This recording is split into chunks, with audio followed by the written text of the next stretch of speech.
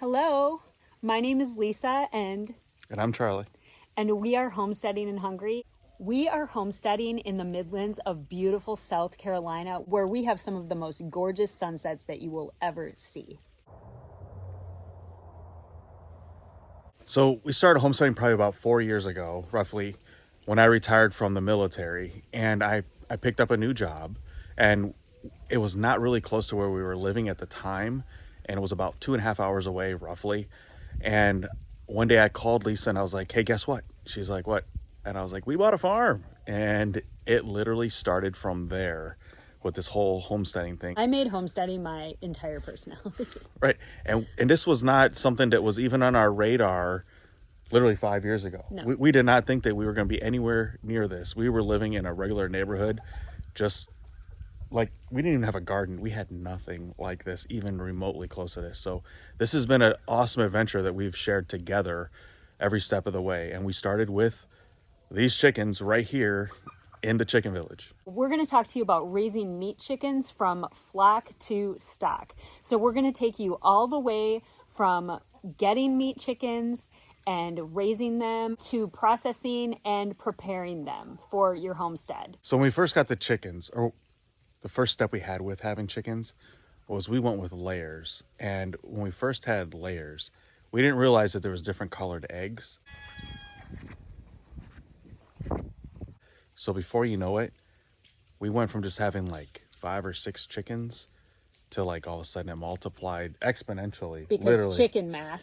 Right. It's real, but we had plenty of chickens. So we also, because we had plenty of chickens, we had plenty of eggs. We fell in love with being able to have our own laying hens and having our own eggs, so where we did not have to go to the grocery store anymore to get our eggs. And so we were so excited about that concept that it led us into meat chickens. One of the reasons that we really love homesteading is because we're both foodies and we really love fresh, delicious food. I started off with a food blog, and so being able to have our own food from the garden and our own eggs from our laying hens and our own meat from the chickens that we raise on our homestead is just an amazing, amazing thing.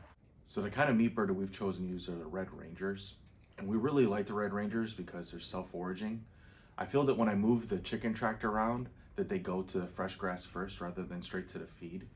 And also, as I'm going in and out and giving them more feed and I'm giving them more water, they seem to be a very docile bird and very easy to handle. So now I'm going to show you what you do with your meat birds right after you pick them up from the post office. When they get delivered to you at the post office, they're going to come in a little cardboard box.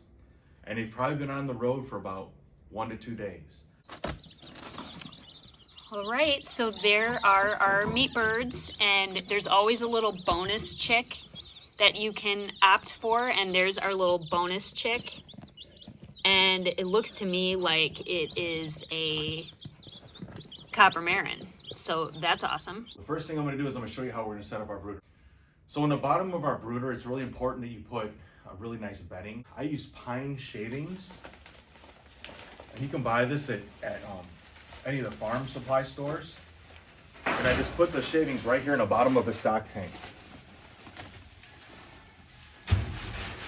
When you're first taking those meat birds out of their little container and you're putting them into your stock tank, remember I said that they've been on the road for 1 to 2 days, so they're really thirsty. So it's important that when you first get them out of that box, that you get them some water. Start with our little bonus guy. Poor girl, we're not sure.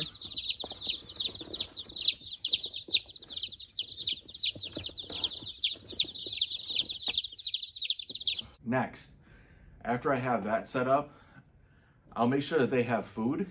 So I'll take one of these plastic feeders, I'll fill it with food right here, and then I just close the lid, and I'll also place this right here in the brooder for them. And we use exclusively organic chicken starter feed for our meat birds. Now, the last thing that I always set up in our brooder to make sure that these chicks have a really good living situation in there, a heat source for these meat birds, is that they need to stay warm because they're so young, right? This heat plate. And this is really nice. It adjusts to different sizes. And this will just get placed right down inside there like this. And then the little chicks will go right underneath it, and they get warm, and it'll stay together as like a little flock inside there underneath that heating plate. So after the meat birds grow up a little bit, I place it right here into this chicken tractor. Now this is a chicken tractor that I repurposed on my own. What I did was I took a Tractor Supply chicken coop and I placed it literally on 2x6s at the bottom. So they're like skis, so I can move around in the yard. So what I do is I put them in here, and twice a day, in the morning and in the evening, I move the smaller chickens to fresh grass. So they are always on clean, fresh grass every day. After the meat birds, they grow out of that last chicken tractor that we just showed you, I will move our meat birds to this chicken tractor right here. This is a Suskovich chicken tractor. And me and Lisa built this together, and it was really easy to follow the plans that were in the book. We had a blast building this chicken tractor, and we're so proud of ourselves when it was done. Now, what I really like about this chicken tractor in particular is that it's very mobile. It's very easy for me to move it around. I can move it by literally just putting a tow strap right here at the front, and I can just pull it on my own and move it literally 10 feet. And I do that twice a day, so the birds, again, are always on fresh grass. And I think that that's really, really important, that our chickens are always on fresh grass. It keeps them clean, and it's really, really healthy for them all the time. Now, let me just show you roughly how big this chicken tractor is right here. Now, I'm 6 foot tall, I'm a little over 200 pounds, and standing right next to it, it's a little bit shorter than I am. But what's really nice about that is that I'm able to walk inside there, and I can give them their food and I can give them their water very easily. I don't have to worry about ducking down too terribly much. It's not gonna hurt me to bend over a little bit. It works really, really well for me.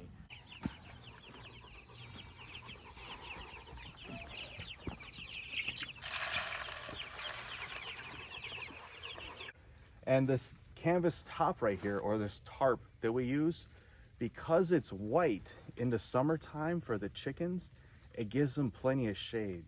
So they're not super hot and really miserable in that summer heat. So I really like the fact that we've chosen to put a white tarp across the top of it. It was honestly, it was very economical to make. It was really easy to make. The directions in the book were so simple to follow. It's really easy for me to move. And literally all the needs that you would have with raising meat birds in a movable chicken tractor are right here. It's worked really good here on our homestead for us. We're getting really close to meat bird processing time. They're growing out really, really nicely. These birds take 12 weeks to grow out. So now I'm going to talk about our chicken processing setup. When we first get our chickens over here, remember they're in that mobile chicken tractor, and I'm able to pull that chicken tractor right up next to my garage. The first part of the process is you have to dispatch the birds. Now, we found a very easy and a very humane way to dispatch the birds is to use this cone right here. We call this our hugging cone.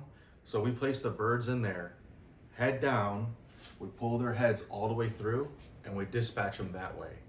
And we found that it's very efficient and it's very effective. So the next step is we have to scald the chickens so we can actually pull their feathers right out of them. You need a water temperature between 130 and 170. I usually keep it around 150 degrees. It's a really easy temperature for me to work with. So what I do is after I dispatch the chickens, I'll take them by their feet and I'll walk them right over here to the water. Now the water is already at 150 degrees, and I add a little bit of Dawn dish soap to it. And the Dawn dish soap really seems to allow the feathers to free up very easily. So I put the chickens in there and I hold on to their feet and I swirl them around. And I'll do it for probably about 5 or 6 seconds, and then I'll pull them back up, and then I'll dunk them back in again.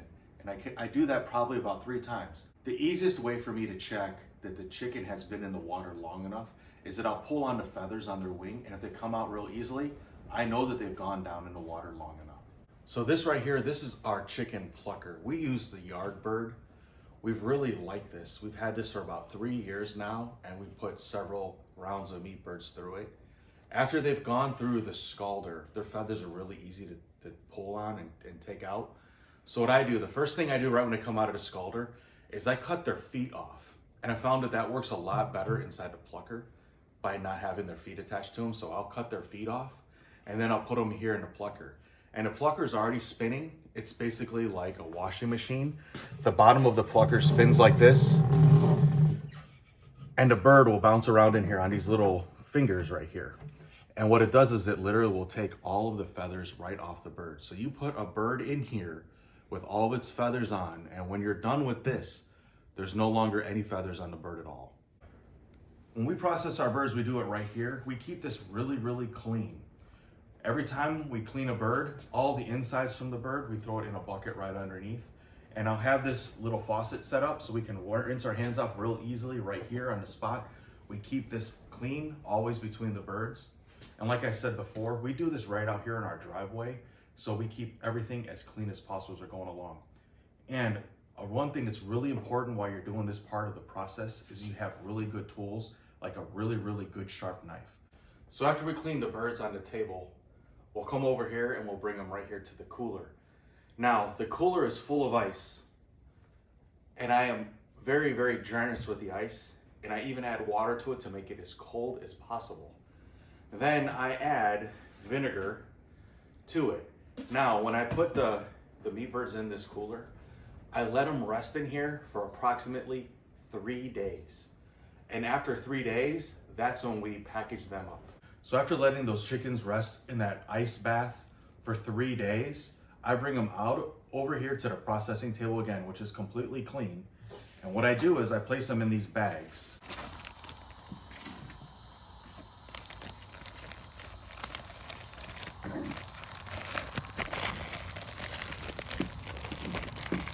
Now these bags, you dunk them in hot water and they shrink right up around the chicken. So when it's all said and done, this is your final product right here. A nice home-raised chicken that you processed on your own property inside of a shrink-wrapped bag, and you can have this right here in your freezer. These are all of the chickens that we processed on our last round of chickens. Now we've shown you how we take our meat birds from getting them home all the way up to processing day, and you've got this beautiful home-raised chicken. So how do you cook it?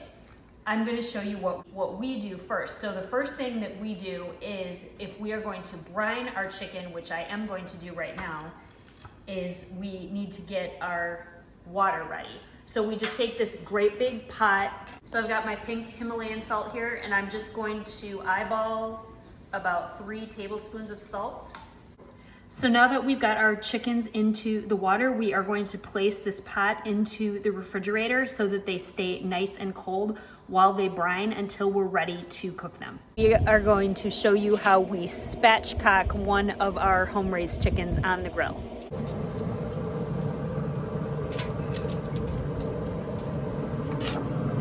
Okay, so make sure you lay the chicken breast down. You're literally just cutting the spine right out of the chicken.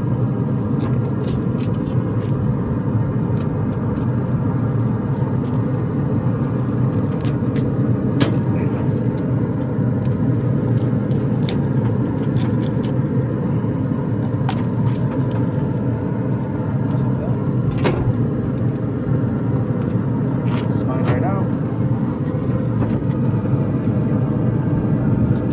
Just roll the chicken flat like that. Okay, so now I am going to take my chicken out of the pot where it's been brining, get the water out of it, into my Dutch oven.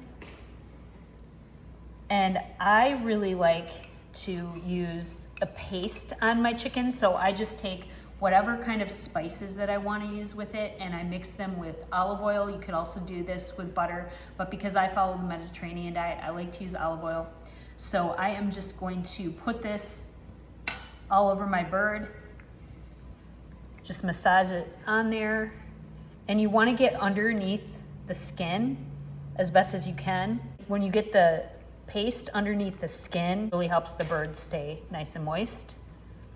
Okay, so now I am going to put the lid on this. I am going to put it in my oven at 350 degrees, and it's gonna take anywhere from about an hour and 15 to about an hour and 25 minutes. Definitely depends on your oven, so you wanna check on it. And it goes.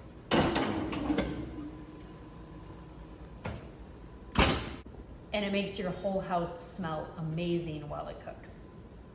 This is the very first home-raised chicken that we ever had on our homestead, and we will never forget this delicious meal that we had that night.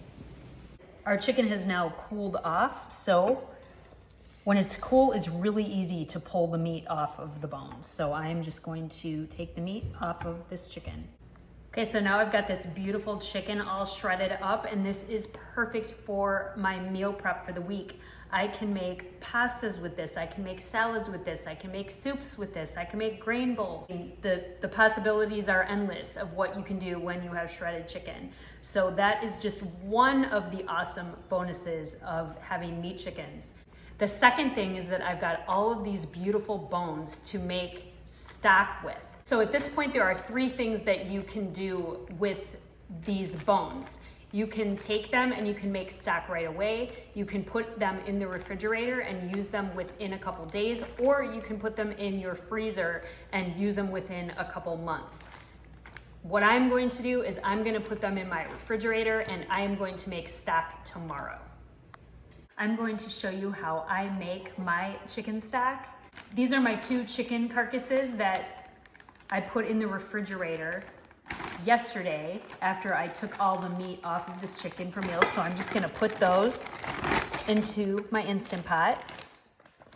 My favorite way to make stock is in my Instant Pot. So this is 2 chicken carcasses. And then a lot of people would just keep a bag in their freezer for stock scraps, and that's a really great thing to do. So you can just throw any veggie scraps that you have into a bag and keep it in your freezer, and then it's really easy to use for stock.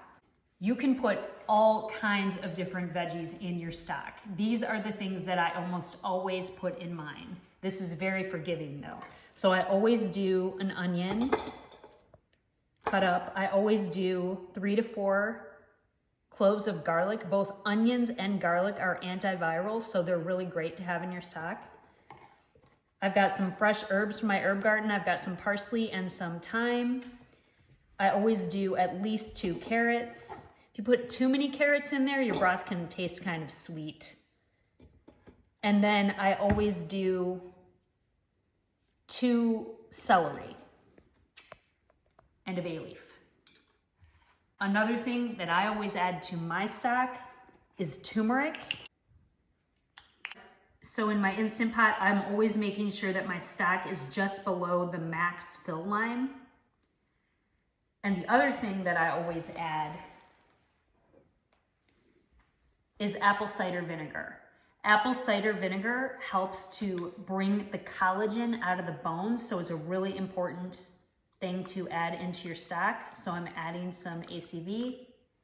And then you can add any other kind of seasonings that you like. I'm adding in some Greek seasoning. And that is it.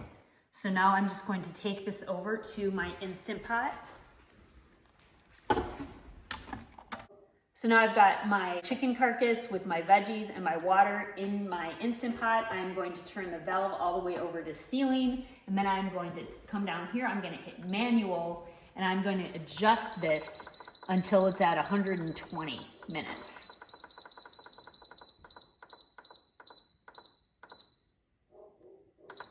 So now it's at 120 minutes, and I'm just going to let it go. Now here's the thing with chicken stock. The more you cook it, the darker and richer it becomes, and the more collagen comes out of the bones. So I am going to run it for several different cycles at 120. Once 120 is up, I'm just simply going to restart it again at another cycle of 120, and I'm going to do that several times. I'm going to show you the method that I use for straining my chicken stock once it's done. I take a wide-mouthed mason jar, And then I use a funnel. I put the funnel inside the mouth of the mason jar, and then I put a wire mesh strainer right on top of that, and then I just strain the broth through the strainer and into the funnel, and there is virtually no mess. Super easy. And there is our beautiful stock. It is still really, really hot, so I'm gonna let it cool down just a bit more before I strain it.